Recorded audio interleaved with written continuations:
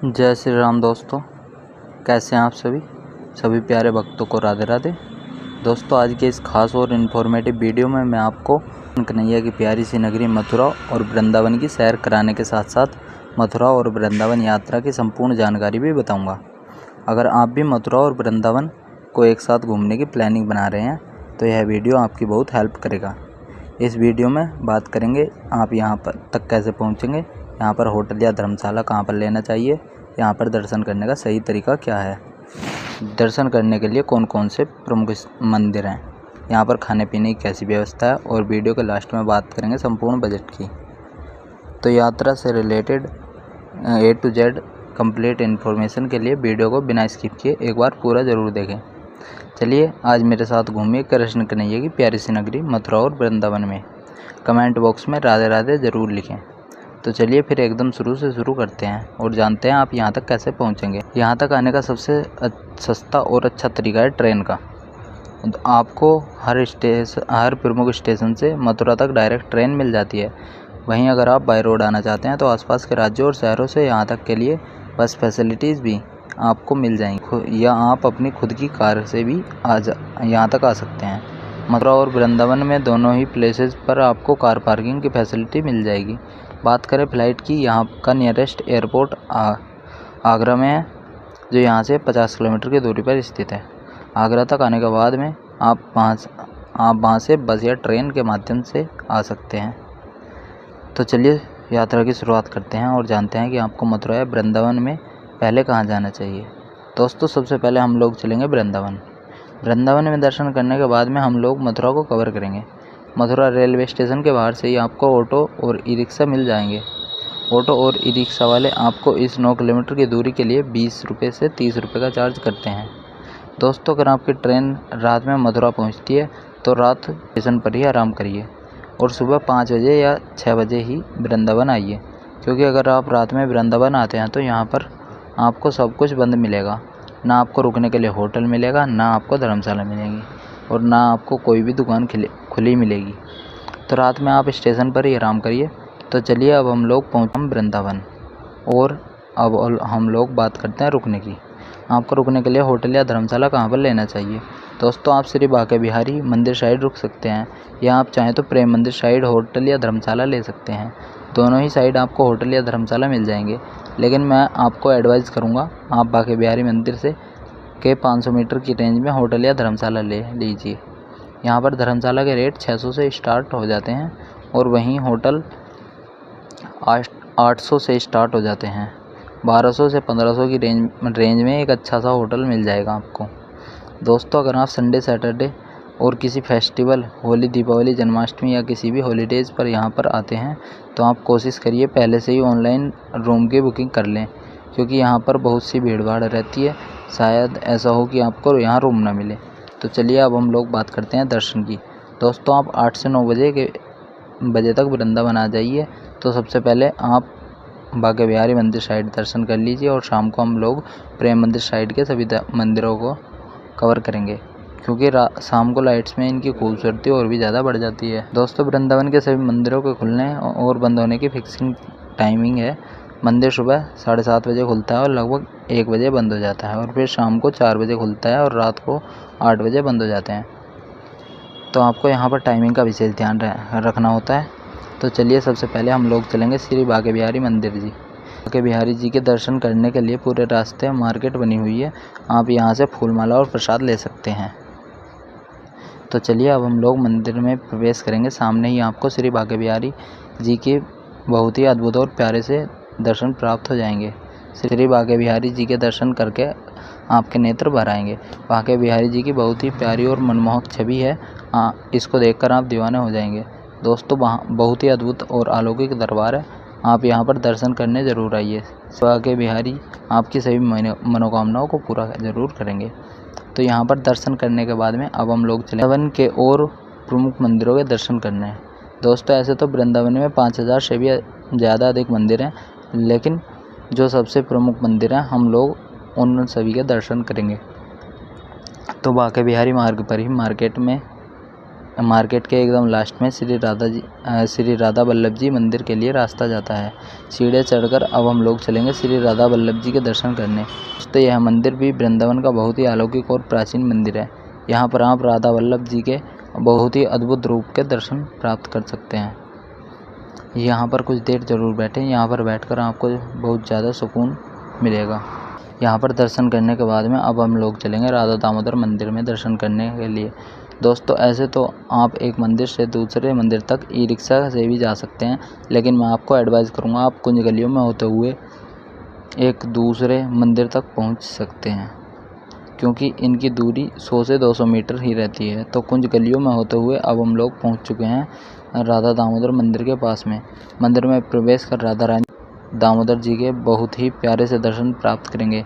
यहाँ पर आप भक्ति भाव में ज़रूर झूमिएगा, आपको यहाँ पर बहुत ही ज़्यादा अच्छा लगेगा। तो यहाँ पर दर्शन करने के बाद में अब हम लोग चलेंगे अपने अगले स्थान पर, जो है सेवा कुंज, जिसे निकुंज वन भी कहते हैं। निकुंज वन निधि वन का छोटा सा स्वरूप है। यहाँ पर राधा रानी का बहुत ही प्यारा सा मंदिर बना हुआ है।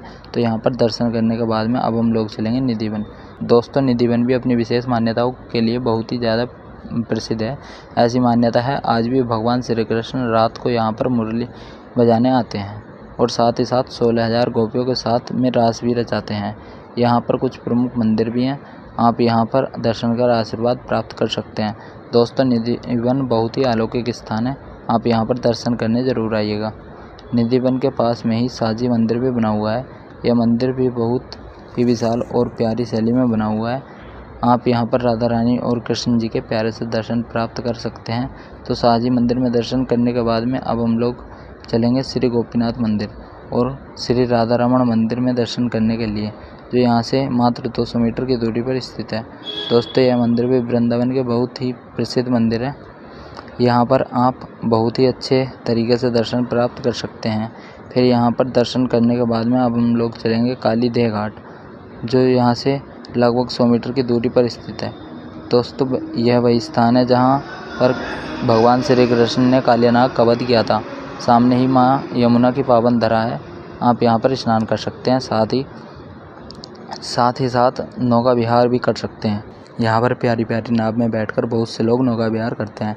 यहाँ पर कुछ समय बिताने के बाद में अब हम लोग चलेंगे मदन मोहन मंदिर में दर्शन करने के लिए, जो यहाँ से लगभग 1 किलोमीटर की दूरी पर स्थित है। ई रिक्शा में 200 रुपये का किराया देकर अब हम लोग पहुँच चुके हैं मदन मोहन मंदिर के पास में। इस मंदिर को टीले वाला मंदिर भी कहते हैं, क्योंकि यह मंदिर टीले के ऊपर स्थापित है। दोस्तों बहुत ही प्राचीन और अलौकिक शैली में यह प्यारा सा मंदिर बना हुआ है। आप यहाँ पर मदन मोहन जी के प्यारे से दर्शन कर आशीर्वाद प्राप्त कर सकते हैं। दोस्तों बहुत ही अलौकिक स्थान है, आप अपने लिस्ट में इस मंदिर को ज़रूर शामिल करें। दोस्तों अगर आप सभी मंदिरों में थोड़ा थोड़ा टाइम देंगे तो आप बहुत ही आराम से 1 बजे तक सभी मंदिरों को कवर कर लेंगे। और यहाँ पर दर्शन करने के बाद में अब हम लोग फिर से आ जाएंगे बांके बिहारी मार्ग पर। यहाँ पर खाने पीने के लिए बहुत ही फेमस दुकानें हैं। यहाँ पर आप वृंदावन की बहुत सी फेमस मुकेश की लस्सी को ट्राई कर सकते हैं। साथ ही साथ आप देसी घी से बनी टिक्की का भी मज़ा ले सकते हैं। अगर आप चाहे तो यहाँ पर खाना पीना भी कर सकते हैं। वृंदावन में खाने पीने की कोई भी कमी नहीं मिलेगी। तो यहाँ पर कुछ खाने पीने के हम लोग अपने होटल में आकर आराम करेंगे और 3:30 से 4 बजे के बीच में अब हम लोग चलेंगे प्रेम मंदिर साइड के सभी मंदिरों के दर्शन करने के लिए। बांके बिहारी चौराहे से आपको ऑटो मिल जाएंगे। 30 से 40 रुपये का किराया देकर सबसे पहले अब हम लोग चलेंगे वैष्णो देवी धाम के माता रानी के दर्शन करने। दोस्तों बहुत ही प्यारा और विशाल मंदिर बना हुआ है। यहाँ पर माता रानी की विशाल प्रतिमा भी स्थापित है। यहाँ पर बहुत ही अच्छे तरीके से गुफाओं को स्वरूप दिया गया है। मंदिर को बहुत ही खूबसूरती के साथ बनाया गया है। दोस्तों विशाल प्रतिमा के नीचे बहुत ही बड़ा सा हॉल बना हुआ है, जहाँ पर माता रानी का बहुत ही अद्भुत और प्यारा सा मंदिर भी स्थापित है। तो यहाँ पर दर्शन करने के बाद में अब हम लोग चलेंगे अपने अगले मंदिर प्रियकांत जू मंदिर में दर्शन करने के लिए। दोस्तों यहाँ पर भी बहुत प्यारा सा मंदिर बना हुआ है, आप यहाँ पर भी दर्शन कर सकते हैं।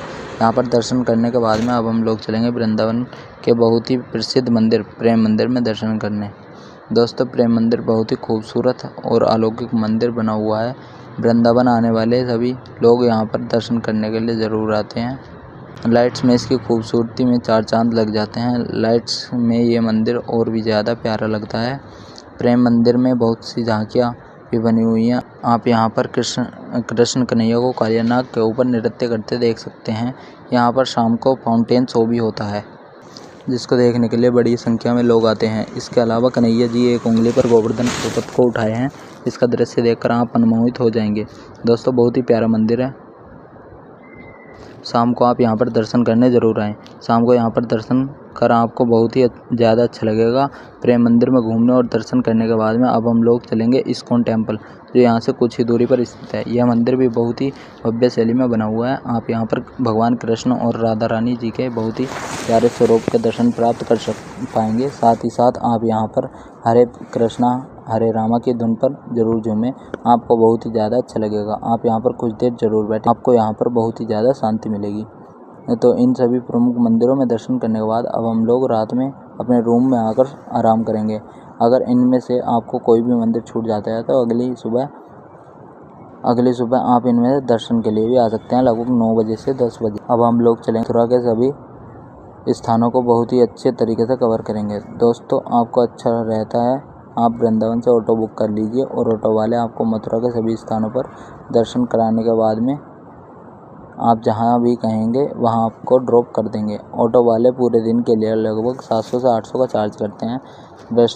वृंदावन से मथुरा जाते समय रास्ते में कांच मंदिर भी पड़ता है। आप यहां पर रुक कर दर्शन जरूर करें। छोटे छोटे कांच के टुकड़ों से बहुत ही प्यारे तरीके से मंदिर बनाया और सजाया गया है। आप यहां पर भगवान श्री कृष्ण का बहुत ही अद्भुत रूप के दर्शन प्राप्त कर सकते हैं। साथ ही साथ यहाँ पे कुछ दूरी पर पागल बाबा मंदिर भी बना हुआ है। यह मंदिर भी बहुत ही भव्य शैली में बना हुआ है। साथ ही साथ यहाँ के प्रांगण में भोले बाबा और माता रानी के भी मंदिर हैं। आप यहाँ पर भी दर्शन प्राप्त कर सकते हैं। यहाँ पर दर्शन कर आपको बहुत ही ज़्यादा अच्छा लगेगा। फिर यहाँ से मथुरा रोड पर ही 2 से 3 किलोमीटर की दूरी पर ही बिरला मंदिर स्थित है। बहुत ही भव्य शैली में प्यारा सा मंदिर बना हुआ है। इसी साथ आप यहाँ पर कुछ देर ज़रूर बैठें, आपको यहाँ बैठकर शांति मिलेगी। तो यहाँ पर कुछ समय बिताने के बाद दर्शन करने के बाद में अब हम लोग आ जाएंगे मथुरा सिटी में और अब हम लोग चलेंगे मथुरा के बहुत ही प्रसिद्ध मंदिर श्री द्वारिकाधीश मंदिर के दर्शन। दोस्तों, ये मंदिर बहुत ही भव्य दिव्य और अलौकिक स्थान है। यहाँ पर दर्शन करने से आपको नई ऊर्जाएँ मिलती हैं। लाइन में लगकर द्वारिकाधीश जी के बहुत ही अद्भुत रूप के दर्शन प्राप्त कर पाएंगे। जिस तरह से मंदिर बहुत ही प्यारे प्यारे रंगों में बना हुआ, भगवान श्री कृष्ण अपने जीवन को भी खुशियों से के रंगों से जरूर भर। तो यहाँ पर दर्शन करने के बाद में अब हम लोग चलेंगे विश्राम घाट। मंदिर के सामने से ही विश्राम घाट के लिए रास्ता जाता है। दोस्तों, ऐसी मान्यता है कंस का वध करने के बाद में भगवान श्री कृष्ण यहीं पर विश्राम करने आए थे, तभी यमुना नदी के किनारे बने इस घाट का नाम विश्राम घाट है। दोस्तों, यह बहुत ही प्राचीन और विशेष मान्यताओं वाला घाट है। यहाँ पर बहुत से मंदिर भी बने हुए हैं, आप यहाँ पर दर्शन कर सकते हैं। साथ ही साथ घाट के किनारे अगर आप कुछ पूजा पाठ कराना चाहते हैं तो आप यहाँ पर पूजा पाठ भी करा सकते हैं। अगर आप चाहें तो यहाँ पर आप माँ यमुना के पावन जल में नौका विहार भी कर सकते हैं। साथ ही साथ आपको विश्राम घाट और यहाँ से जुड़ी सभी मान्यताओं और कहानियों को भी बताते हैं। आपको नौका विहार कर बहुत ही ज़्यादा अच्छा लगेगा। इसके अलावा यहाँ से कुछ ही दूरी पर कंचटीला भी स्थित है, आप यहाँ पर भी जा सकते हैं। लगभग 150 सीढ़ियाँ चढ़कर आप ऊपर टीले पर जा सकते हैं। यहाँ पर मंदिर भी बना हुआ है जहाँ पर आप दर्शन कर सकते हैं। इस किले में से आपको यमुना नदी और पूरे ही मथुरा के बहुत ही प्यारे से दर्शन मिलेंगे। तो आप अगर चाहें तो यहाँ पर भी घूमने आ सकते हैं और इन सभी स्थानों पर घूमने और दर्शन करने के बाद में अब हम लोग चलेंगे मथुरा के सबसे प्रमुख स्थान श्री कृष्ण जन्मभूमि, जहाँ पर जगत के पालनहार भगवान श्री कृष्ण जी का जन्म हुआ था। और दोस्तों, ऐसे तो आप यहाँ पर दिन में भी दर्शन करने आ सकते हैं, लेकिन मैं आपको एडवाइस करूँगा कि आप यहाँ पर शाम के दर्शन करने आइए। ऐसे में यह मंदिर बहुत ही खूबसूरत बना हुआ है, लेकिन लाइट्स में इसकी खूबसूरती में 4 चांद लग जाते हैं। दोस्तों, मंदिर परिसर के अंदर मोबाइल फ़ोन, बैग, जूता, चप्पल आदि कोई भी इलेक्ट्रॉनिक सामान ले जाना। यहाँ पर लॉकर भी बने हुए हैं जहाँ पर आप अपना सामान जमा कर सकते हैं और इसके बाद में रसीद प्राप्त कर सकते हैं। लॉकर में सारा सामान जमा करने के बाद में मुख्य द्वार से प्रवेश कर आप अंदर आ जाइएगा। बने हुए हैं, आप यहाँ पर दर्शन करने के बाद में आगे बढ़ते रहें और अब हम लोग आ जाएंगे भगवान जहाँ पर भगवान श्री कृष्ण जी का जन्म हुआ था। कारागार के स्वरूप में आज भी यह एक प्यारा सा मंदिर बना हुआ है। दोस्तों यहाँ पर दर्शन कर खुशी से आपके नेत्र भर जाएंगे। यहाँ पर दर्शन करने के बाद में अब हम लोग चलेंगे ऊपर आकर मुख्य मंदिर में प्रवेश करने। दोस्तों यहाँ पर भगवान श्री कृष्ण और राधा रानी जी की बहुत ही विशाल छवि स्थापित है। आप यहाँ पर भगवान जी के दर्शन करें, साथ ही साथ कुछ समय आप यहाँ पर ज़रूर बैठिएगा। आपको यहाँ पर दर्शन कर बहुत ही ज़्यादा अच्छा लगेगा। तो इस प्यारे से मंदिर में दर्शन करने के बाद में अब हम लोग बाहर आकर लॉकर में अपना सारा सामान ले लेंगे। तो इन सभी स्थानों को कवर करने के बाद में अगर आप चाहें रात वाले ट्रेन से अपने घर के लिए वापसी भी कर सकते हैं। वहीं अगर आप चाहें तो रुकना चाहते हैं तो मंदिर के सामने ही आपको बहुत से धर्मशाला और होटल्स मिल जाएंगे। आप यहां पर स्टे भी कर सकते हैं। तो चलिए दोस्तों, अब हम लोग बात करते हैं यहां पर आने का सबसे अच्छा समय कौन सा रहता है और आपको कितने दिनों का टूर प्लान बनाना चाहिए। दोस्तों ऐसे तो पूरे ही साल मथुरा और वृंदावन में बहुत ही ज़्यादा भीड़ होती है, लेकिन specially Sunday, Saturday, holidays, festival जैसे होली, दिवाली, जन्माष्टमी, रक्षाबंधन, इस टाइम पर तो यहाँ पर हर साल रिकॉर्ड तोड़ भीड़ होती है। यहीं अगर आप इस भीड़ भाड़ में दर्शन करना चाहते हैं तो आप इस टाइम को अवॉइड कर सकते हैं। चलिए अब हम लोग बात करते हैं सबसे ज़रूरी क्वेश्चन, बजट की। दोस्तों मैं मान के चलता हूँ कि आप कम से कम 2 या 3 लोग तो यहाँ पर दर्शन करने आएंगे ही आएंगे, क्योंकि 2 या 3 लोगों में आपका बजट बहुत ही अच्छे तरीके से डिवाइड हो जाता है। तो अगर आप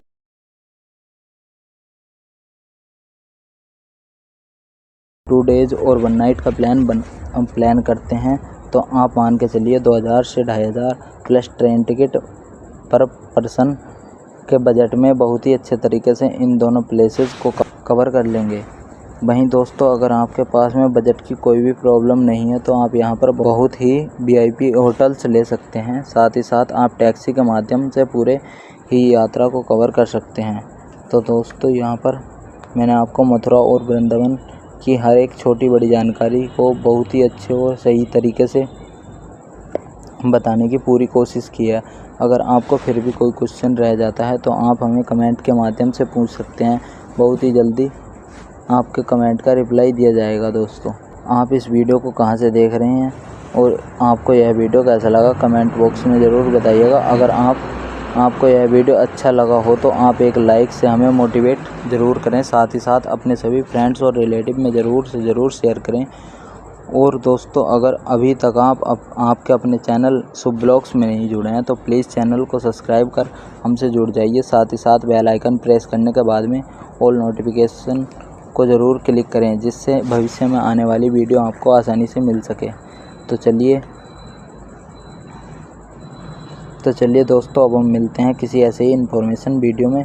तब तक के लिए आप अपना और अपने परिवार का ज़्यादा ध्यान रखें। तब तक के लिए आप अपना और अपने परिवार का बहुत ज़्यादा ख्याल रखें। आपकी यात्रा सफल, सुमंगल और मंगलमय हो। जय श्री राधे, जय श्री कृष्ण।